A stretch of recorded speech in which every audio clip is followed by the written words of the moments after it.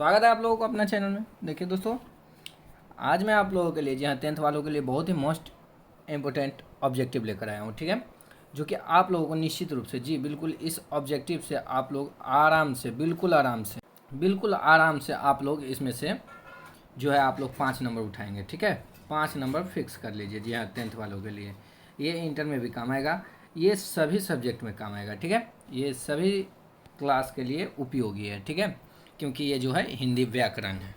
तो चलिए, आप लोग व्याकरण का एक पाठ जिसका नाम है वर्ण या ध्वनि। ठीक है, वर्ण या ध्वनि, तो यहाँ पर लिखी हुई है और आप लोग इससे 5 नंबर लेकर ही जाएंगे। ठीक है, तो चलिए आप लोग क्वेश्चन शुरू कर दीजिए। ठीक है, हिंदी में ह्रस्व वर्ण है, हिंदी में ह्रस्व वर्ण है, तो हिंदी में ह्रस्व वर्ण जो होता है ना, वो 4 होता है। कितने होते हैं?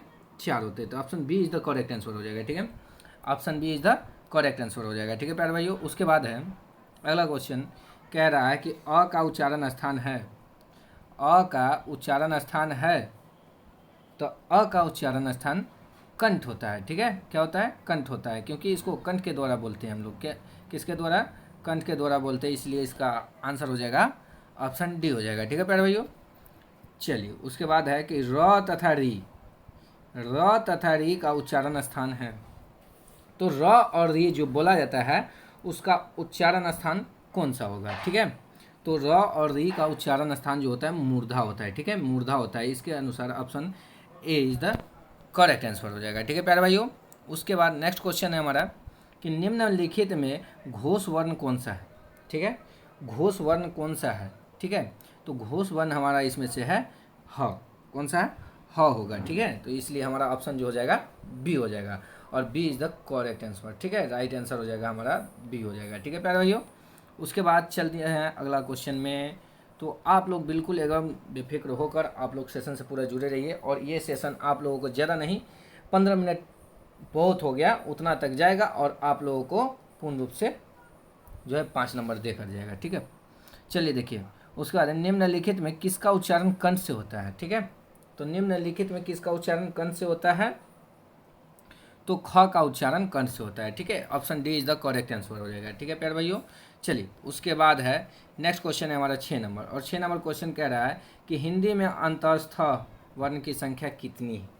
हिंदी में अंतस्थ वर्ण की संख्या कितनी होती है प्यारे भाइयों? तो 4 होती है। कितनी होती है? 4 होती है। ठीक है, कितनी होती है? 4 होती है। Option C is the correct answer. चलिए उसके बाद है कि यह को किस वर्ण के अंतर्गत रखा गया है?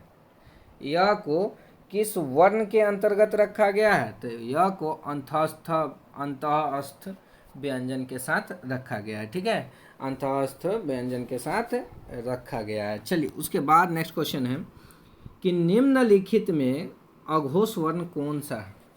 तो अघोष वर्ण इसमें च है। ठीक है प्यारे भाइयों, कौन सा है? च। अघोष वर्ण कौन सा है? च है। ठीक है, इसलिए 8 का हमारा करेक्ट आंसर हो जाएगा ऑप्शन ए। उसके बाद चलते हैं नेक्स्ट क्वेश्चन में। प्यारे भाइयों, आप लोगों को इसको पीडीएफ जो होगा कहाँ पे मिलेगा, ये मैं तुरंत आप लोगों को बताऊंगा। ठीक है, बिल्कुल फ्री ऑफ कॉस्ट, बिना किसी पैसे के आप लोग 10th की सारी पीडीएफ जो है आसानी से डाउनलोड कर सकते हैं, और 12th की। चलिए देखिए, तालाबे स का उच्चारण स्थान क्या है? तो तालाबे स को किसके द्वारा बोला जाता है? ठीक है, तो तालाबे स को तालु के द्वारा बोला जाता है। ठीक है प्यारे भाइयों, किसके द्वारा? तो तालु के द्वारा। ठीक है, इसलिए हमारा ऑप्शन जो हो जाएगा बी हो जाएगा करेक्ट आंसर। ठीक है, उसके बाद है ई का उच्चारण स्थान है, ई का उच्चारण स्थान है, तो ई का उच्चारण स्थान भी तालु है। ठीक है, कौन है? तालु है, इसलिए हमारा ऑप्शन जो हो जाएगा बी हो जाएगा। ठीक है प्यारे भाइयों, उसके बाद नेक्स्ट क्वेश्चन है कि ल का उच्चारण स्थान बताए। ठीक है, तो ल का उच्चारण स्थान बताए, तो ल जो होता है ना, दंथस्थ से बोला जाता है। ठीक है, दंथस्थ से, इसलिए हमारा ऑप्शन जो हो जाएगा ए हो जाएगा। ठीक है, ए इज द करेक्ट आंसर हो जाएगा। ठीक है प्यारे भाइयों, चलिए उसके बाद नेक्स्ट क्वेश्चन है हमारा 12 नंबर, और 12 नंबर क्वेश्चन हम लोगों से कह रहा है, क्या कह रहा है कि व्यंजनों के अंतः में हलंत लगाने पर उसका मान होता है। ठीक है, तो व्यंजन के लास्ट में अगर हलंत लग जाता है तो उसका मान आधा होता है। ठीक है, क्या होता है? आधा होता है। ठीक है, उसके बाद नेक्स्ट क्वेश्चन है कि द का उच्चारण स्थान है, तो द का उच्चारण स्थान दंत हो जाएगा। ठीक है, द का उच्चारण स्थान क्या हो जाएगा प्यारे भाइयों? तो दंत हो जाएगा। ठीक है, उसके बाद है अ,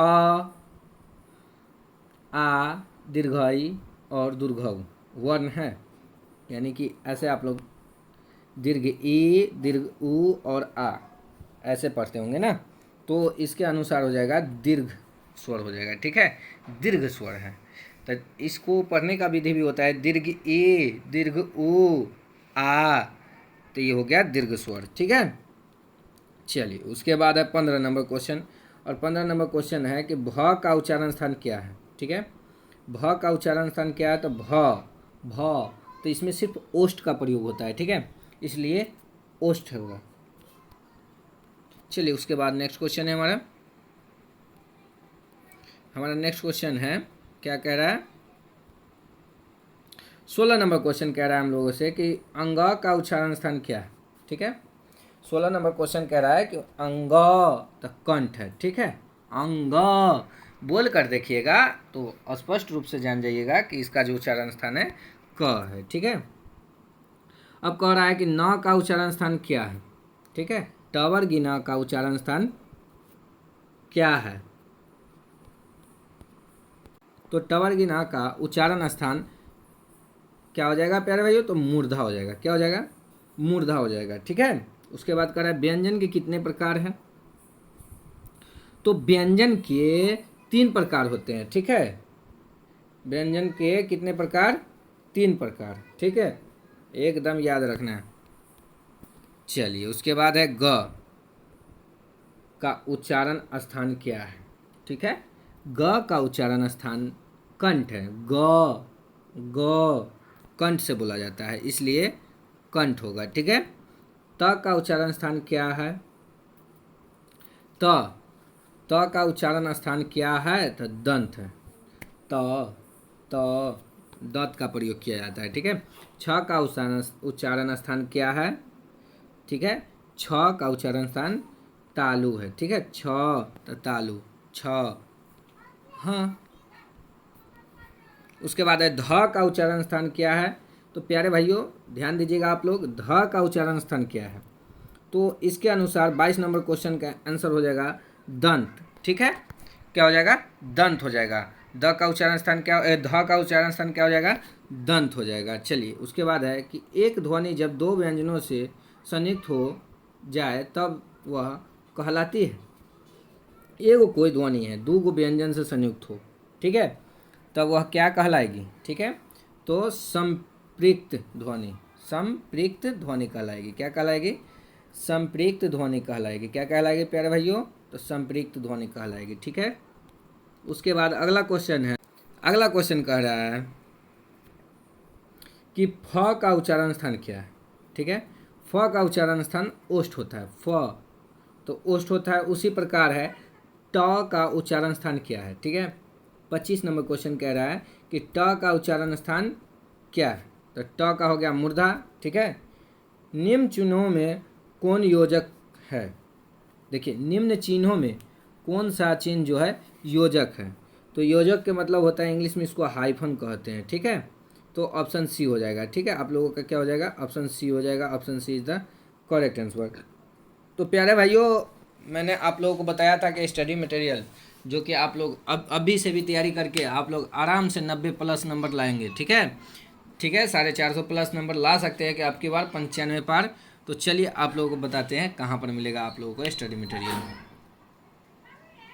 तो प्यारे भाइयों हम लोगों को सीधा चलाना है गूगल पर। गूगल पर आकर सर्च मारना है स्टडी सिलेबस। क्या मारना है? Study syllabus Praveen Kumar. ठीक है, स्टडी सिलेबस प्रवीण कुमार, ये सर्च मारिएगा आप लोग, और इस प्रकार से आप लोगों को इंटरफेस आएगा। इसको जो है आप लोग को टच करके ओपन कर देना है। ठीक है, तो ओपन, इसको टच कर दिए हम। टच करने के बाद देखिए ये ओपन हो गया। ओपन होने के बाद देख लीजिए यहाँ पर 12th वालों के लिए दे दिया गया है। यहाँ पर देख लीजिए ISC है ना, 12th ISC है ना प्यारे भाइयों, यहाँ देख लीजिए। तो 11th ISC एयरफोर्स नेवी का तैयारी कर रहे हैं। IIT JEE का भी ऑब्जेक्टिव भी सॉल्यूशन चाहिए, और क्लास 10th का चाहिए। तो क्लास 10th वाले यहाँ, अगर आप लोगों को जानना है कि बिहार बोर्ड का अप टू डेट न्यूज़ चाहिए हमें, तो आप लोग न्यूज़ यहाँ से डाउनलोड कर सकते हैं, ठीक है, आसानी से। तो चलिए सबसे पहले आप लोगों को स्टडी मटेरियल दिखा देते हैं। चलिए 10th वाला पर क्लिक कर दिए। इसको क्लिक करने के बाद ऐसा ऑप्शन आए तो बंद कर दीजिए। बंद करने के बाद देखिए ये खुल गया। आप लोगों को जिस भी सब्जेक्ट का चाहिए देखिए यहाँ पर दे दिया गया है, चैप्टर वाइज चैप्टर दे दिया गया है, ठीक है। यहाँ देख लीजिए, साइंस है, हिंदी है, गणित है, सामाजिक विज्ञान है, संस्कृत है, अंग्रेजी है, ठीक है। तो आप लोगों को यहाँ दे दिया गया है। आप लोग चाहते हैं साइंस में तो साइंस में क्लिक कर दीजिए। साइंस में क्लिक करने के बाद देखिए यहाँ पर आ गया 1 नंबर चैप्टर, क्या है, रासायनिक अभिक्रिया एवं समीकरण, अम्ल क्षारक एवं लवण, धातु एवं अधातु। इस प्रकार से आप लोगों को सभी चैप्टर का ऑब्जेक्टिव जो है लाइन बाई लाइन दे दिया गया है, सब्जेक्टिव भी दे दिया गया है। तो आप लोग आइए यहाँ पर और जल्दी से जल्दी यहाँ पर क्रमबद्ध तरीका से दे दिया गया। फिजिक्स का कितना चैप्टर है, केमिस्ट्री का कितना चैप्टर है, बायोलॉजी का कितना है, ये सभी जो है चैप्टर वाइज चैप्टर दे दिया गया आप लोगों को। तो आइए आप लोग जल्दी जल्दी डाउनलोड कीजिए, ठीक है प्यारे भाइयों, और अपना फ़ायदा ज़रूर से ज़रूर उठाइए। अभी से भी आप लोग लेट ना किए हैं, अब की बार 95 पार आएगा तो आएगा। और चलिए दिखा देते हैं आप लोगों को, अगर क्वेश्चन बैंक चाहिए तो आप लोग यहाँ से आसानी से डाउनलोड कर सकते हैं, ठीक है। होम पेज पे आएंगे, होम पेज पर आने के बाद देखिए यहाँ पर दे दिया गया है, ठीक है। यहाँ पर देख लीजिए क्वेश्चन बैंक दे दिया गया है, आप लोग देख सकते हैं आसानी से। इसको टच कीजिएगा तो क्वेश्चन बैंक खुल जाएगा। खुलने के बाद है आप लोग Bihar board 10th question paper है, यहाँ से 10th का कर सकते हैं, ठीक है।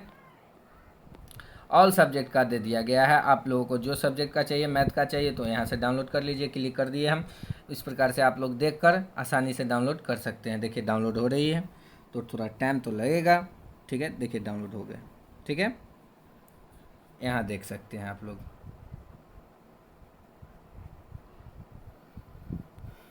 ये देखिए आप लोगों का 10th का जो है आ गया डाउनलोड।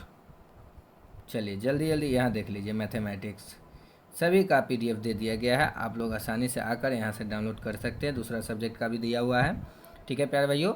और इतना ही के साथ आप लोग सुविधा चाहते हैं। जय हिंद, जय भारत।